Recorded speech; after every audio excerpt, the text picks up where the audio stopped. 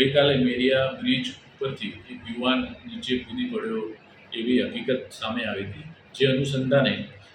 આ કામના ફરિયાદી ગોવિંદભાઈ કાજેભાઈ રાઠવા નાવ રહે શુષ્કલવાળાઓએ તેમના જે ભોગ બનનાર છે સહદેવભાઈ તેના નાના થતા હોય તેમને ફરિયાદ આપી હતી, જે અનુસંધાને આ સહદેવભાઈ અગાઉ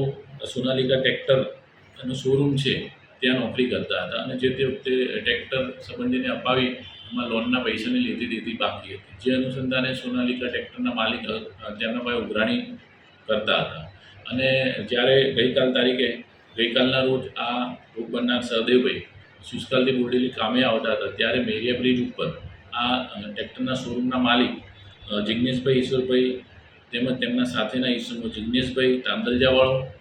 હેમંતભાઈ અને એક બીજો અજાણ્યો ઈસમ, એમ 4 જણાએ તેને રસ્તા વચ્ચે રોકી અને તેને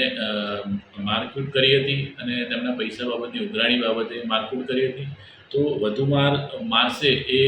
ડર લાગતા આ ઈસમ તેમનાથી પીછો છોડાવી અને બ્રિજના નીચે કૂદી પડ્યો હતો. આ ભોગ બનનાર સહદેવભાઈ સારવાર દરમિયાન વહેલી સવારે